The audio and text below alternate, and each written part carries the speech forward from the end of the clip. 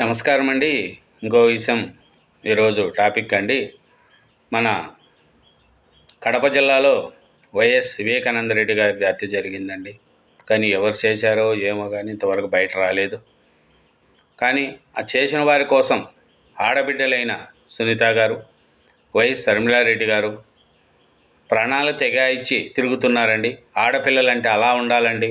మగపిల్లలను కని బాధపడేదానికని అట్లాంటి ఆడబిడ్డలు ఉంటే ఎంతో గర్వపడుతుంటారండి. అట్లే రాజశేఖర రెడ్డి గారు, వివేకానంద రెడ్డి గారు చనిపోయి బయటున్న వాళ్ళు ఇప్పుడు గర్వపడుతూ ఉంటారండి. ఎందుకు?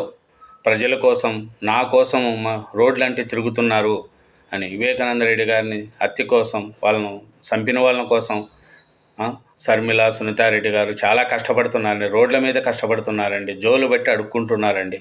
కానీ మనసున్న మహారాజులు మనం. ప్రజలు, కడప ప్రజలు, ఆంధ్రప్రదేశ్ ప్రజలు, ఇండియాలో ఎక్కడున్నా తెలుగు వాళ్ళు, వాళ్ళ బాధను ఆలకించండి. ఒక ఇంట్లో ఒక బిడ్డ లెక్క ఆలకించండి. వాళ్ళు వివేకానంద రెడ్డి గారిని చంపిన వాళ్ళని పట్టుకోండి, వాళ్ళకి న్యాయం చేయండి, వివేకానంద న్యాయం చేయండి అని తిరుగుతున్నారండి. పాపం ఎండనక గాలనక ఆడపిల్లోలండి. కానీ మగపిల్లోడున్నా తిరుగుతాడో తిరగలేడో తెలియదు. కానీ ఆడపిల్లలు అయితే పాపం చాలా తిరుగుతున్నారండి. ప్రజలు చాలా ఆలకించండి. ఈసారి షర్మిలమ్మ గారిని ఒక ఆడపిల్ల, మీ ఇంటి ఒక బిడ్డగా అనుకొని ఆదరించండి. కడప ప్రజలు ఒక అవకాశం ఇవ్వండి షర్మిలమ్మ గారికి. ఎందుకంటే వివేకానంద రెడ్డిని చంపిన వాళ్ళు ఎవరు అని పాపం తిరుగుతుందండి. ఎవరు చంపారో ఏమో కానీ అది కోర్టు పరిధిలో ఉంది. ఎవరు చంపిండ్రు ఏంది? గొడ్డలతో నరికి చంపారండి. అంత పాపం మృగాలు చేసిన వాళ్ళను శిక్షించాలండి. ఎవరై చేసినా, ఇప్పుడు అవినాష్ రెడ్డి గారు చేసినా, లేదు జగన్ చేసినా, భారతిరెడ్డి చేసినా, ఎవరు చేసినా వాళ్ళకి శిక్ష పడాలండి. లేదు వివేకానంద రెడ్డి కూతురు చేసినా, అల్లుడు చేసినా, ఎవరు చేసినా శిక్ష పడాల్సిందేనండి. కానీ అతనికి న్యాయం జరగాలని పాపం రోడ్ల మీద తిరుగుతున్నారండి. చాలా చాలా పాపం వాళ్ళని ఆదరించండి. ఎందుకంటే చాలా ఇబ్బందిలో, కష్టాల్లో వాళ్ళు ఉన్నారండి. వాళ్ళని ఆదరించి వాళ్ళకు న్యాయం చేసేట్టుగా వాళ్ళకు న్యాయం చేయాలండి. కాబట్టి మీ ఇంట్లో ఒక ఆడబిడ్డ అనుకోండి షర్మిల గారిని ఈసారి కడప ఎంపీగా గెలిపించండి. ఎందుకంటే అట్లాంటి కూతురు ఉండాలని మీరు కూడా గర్వపడండి. ఎందుకంటే చిన్నాన్నను చంపేస్తే చిన్నాన్న కోసం ఆమె తన కష్టపడుతుందండి. గాలి ఎండ తిరిగిందండి. అదే జగన్మోహన్ రెడ్డి గారు జైల్లో ఉన్నప్పుడు కూడా 4000 కిలోమీటర్లు నడిచిందండి.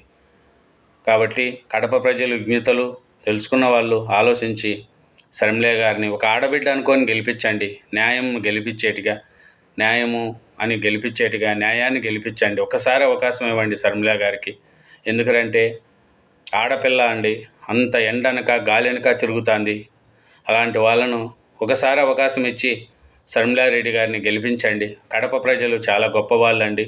ఎందుకంటే మన రాయలసీమ అంటేనే ఎంతోమంది సీఎంలు చేసిన అట్లాంటి కడప జిల్లాలో ప్రజలు ఆలోచించి షర్మిల గారికి న్యాయం చేసి గెలిపించండి.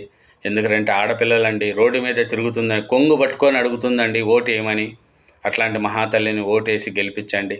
మీ ఇంటి ఆడబిడ్డ అనుకోండి. మన ఇంట్లో ఆడబిడ్డ లెక్క ఆలోచించి ఆ అమ్మకు ఓటు వేయండి. షర్మిలమ్మ గారిని గెలిపించండి. పార్టీలు అతీతంగా ఓటు వేయండి అండి. కడప జిల్లాలో ఈసారి షర్మిలమ్మ గారికి ఓటేసి మంచి మెజార్టీతో గెలిపించండి. ఒక్క నిజమైన ఉద్యమం చేయలేదు. పోనీ ప్రత్యేక హోదా మనకు రాలేదు. పోలవరం ప్రాజెక్టు 90% నిధులు కేంద్రం ఇచ్చి, కేంద్రమే పర్మిషన్లు తెచ్చి, కేంద్రమే కట్టాల్సిన ప్రాజెక్టు, 20 లక్షల ఎకరాలకు నీళ్ళు ఇచ్చే ప్రాజెక్టు, ఈ తుని నియోజకవర్గంలో కూడా 1,00,000 ఎకరాలకు నీళ్ళు ఇచ్చే ప్రాజెక్టు. పోనీ పోలవరం ప్రాజెక్ట్ అయినా బీజేపీతో వీళ్ళు సాధించుకున్నారా? అటు చంద్రబాబు అయినా, ఇటు జగన్ రెడ్డి గారైనా అంటే ఒక్కటి కూడా పోలవరం కూడా సాధించుకోలేదు. తీరా చూస్తే రాజధాని ఎక్కడుంది? రాజధాని ఉందా? చంద్రబాబు గారేమో అమరావతి రాజధాని అంటారు. సింగపూర్ లాగా తయారు చేస్తాను అని 3D గ్రాఫిక్స్ చూపిస్తాడు. జగన్మోహన్ రెడ్డి గారేమో ఒకటి సరిపోదు, మనకు 3 ఉండాలి అంటారు. పోనీ 3 ఒకటైనా తయారైందా అంటే అది లేదు. ఆఖరికి తిరిగి చూస్తే 10 ఏళ్ల క్రితము మనం ఎక్కడున్నామో, ఎక్కడ గొంగలి పడిందో అక్కడే ఉందా గొంగలి. ఒక్క రాజధాని అంటే ఒక్క రాజధాని కూడా లేదు. తీరా మన పరిస్థితి ఇంత అధ్వానంగా ఉంది. పోలవరం లేదు, రాజధాని లేదు, మనకు స్పెషల్ స్టేటస్ లేదు, కొత్త పరిశ్రమలు రాలేదు, మన బిడ్డలకు ఉద్యోగాలు రాలేదు, మన రైతులు బాగుపడలేదు, మొత్తం అంతా అప్పుల పాలైపోయారు. రాష్ట్రం కూడా అప్పుల కుప్ప అయిపోయింది.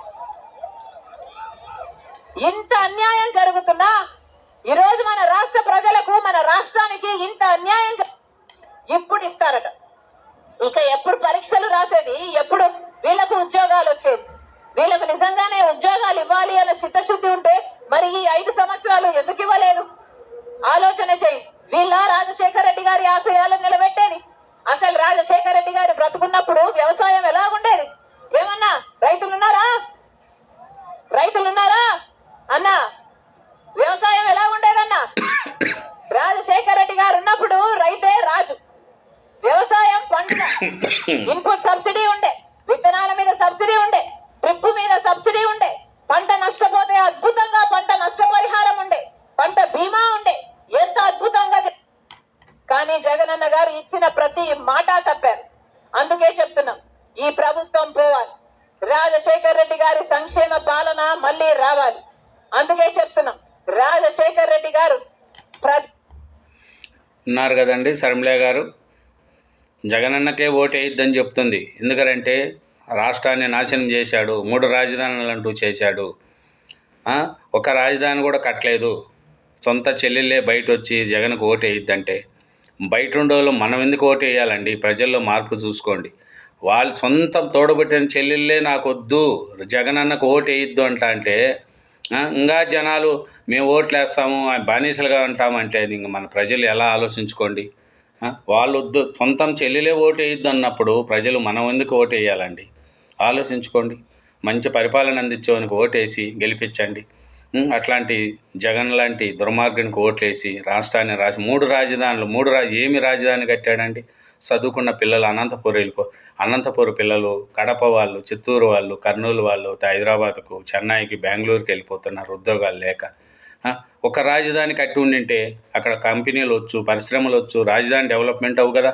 ఏమీ చేయలేకుండా దద్దమ్మ లెక్క చేసి ఇప్పుడు మళ్ళీ నాకు ఓట్లేయండి, ఈసారి నేను చేస్తానండి. మద్యపాన నిషేధం అన్నాడండి. మద్యపాన నిషేధాన్ని చేశాడా?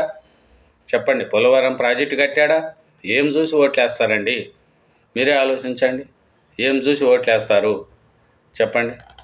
ప్రజలు ఎలా ఉండారో విజ్ఞతలండి, ఆలోచించుకొని ఓట్లేయండి. సరేనా? మంచిగా ఆలోచించి ఓట్లేసి ఇట్లాంటి దుర్మార్గుణ్ణి ఇంటికి పంపండి. జగన్ లాంటి దుర్మార్గాన్ని, దోపిడీ దొంగని ఇంటికి పంపండి. ఎందుకంటే చాలా నీచంగా చేశాడు. అట్లాంటి నీచుడు మనకు అవసరం లేదండి. ఆంధ్రప్రదేశ్ ప్రజలు విజ్ఞతలు ఆలోచించండి. ఇట్లాంటి దొంగకు 16 నెలలు జైల్లో ఉన్న వ్యక్తి అండి, అతనికి ఓట్లు వేస్తామా మనం? మీరే ఆలోచించుకొని మంచి వాళ్ళకి పరిపాలన అందిస్తూ ఓట్లు వేయండి. చంద్రబాబు నాయుడు గారికి అవకాశం ఇస్తే అమరావతిని డెవలప్ చేస్తాడు. ఐటీ కంపెనీలు వస్తాయి, సాఫ్ట్వేర్ డెవలప్మెంట్ అవుతుందండి.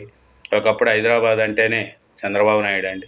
అట్లాంటి చంద్రబాబు నాయుడు సీఎం చేసుకొని మంచి డెవలప్మెంట్ అయ్యేట్టుగా చూసుకున్నామండి. Okay, thank you, bye.